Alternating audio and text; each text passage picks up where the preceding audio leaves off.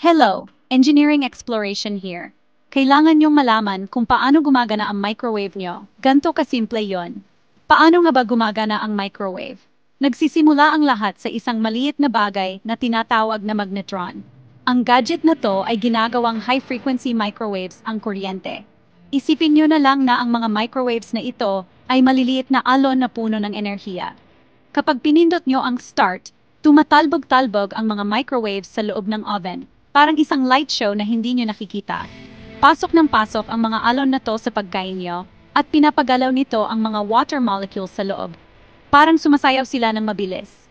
Ang paggalaw na yun ay lumiliha ng init. At ayun, mainit na ang pagkain nyo.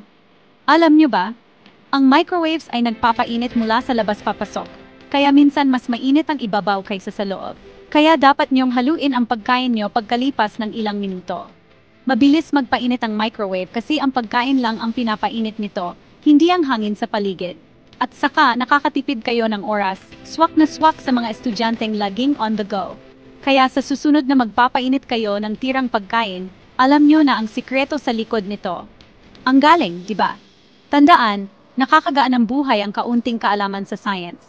Salamat sa panood, at huwag kalimutang mag-like at mag-subscribe para sa mas marami pang nakakatuwang kaalaman.